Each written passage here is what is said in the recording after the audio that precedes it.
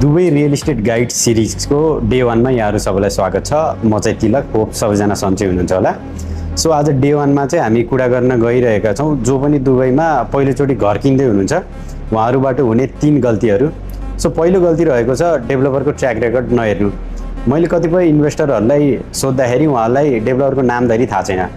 So हामीले कुनै पनि प्रोजेक्टमा लगानी गर्नुभन्दा अगाडि त्यो प्रोजेक्ट कुन चाहिँ डेभलपर ल्याएर आउँदैछ र त्यो डेभलपर मार्केटमा कति लामो समयदेखि छ र उसले रिसेन्टली ह्यान्डओभर गरेको प्रोजेक्टहरूले चाहिँ कस्तो पर्फर्मेन्स गरिरहेको छ त लगायतका एक दुई कुराहरू चाहिँ हामीले हेर्न अति नै जरुरी हुन्छ। सो दोस्रो गल्ती रहेको छ choosing wrong location within the right location.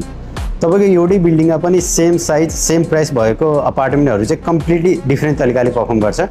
एउटा तपाईँको रोडको फेसिङ होला, एउटा तपाईँको पार्क फेसिङ होला, एउटा तपाईँको फ्युचर इन्फ्रास्ट्रक्चरको नजिक होला भने एउटा अलिक पछाडि होला।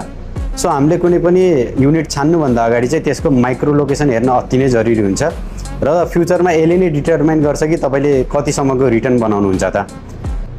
र तपाईँको थर्ड मिस्टेक रहेको छ इग्नोरिङ एक्जिट प्लान। अहिले त हामीले तपाईँको राम्रो डेभलपर पायो या राम्रो पेमेन्ट प्लान पायो भनेर किनिहाल्छौँ, तर पछि तपाईँले त्यो युनिट ह्यान्डओभर पाइसकेपछि तपाईँबाट चाहिँ त्यो युनिट कसले किन्ने त? या तपाईँ त्यसमा बस्ने हो भने ठिक छ, तपाईँ रेन्टमा हाल्ने भए पनि तपाईँले चाहिँ त्यसलाई रेन्टमा हाल्दा कति टाइम लाग्ला या तपाईँले भनेको जस्तो त्योबाट रेन्टल रिटर्न पाउनुहुन्छ कि पाउनुहुन्न लगायतका कुराहरू चाहिँ तपाईँले सुरुमै प्लान गरिसक्नुपर्ने हुन्छ। सो आज डे 1 मा चाहिँ यति नै कुरा गरौँ, बाँकी भएको कुराहरू चाहिँ हामी डे 2 मा गर्नेछौँ। त्यतिमै पनि तपाईँहरूलाई केही डाउट या तपाईँहरूलाई केही कन्फ्युजन छ भने चाहिँ कमेन्टमा लेखिदिनु होला। धन्यवाद।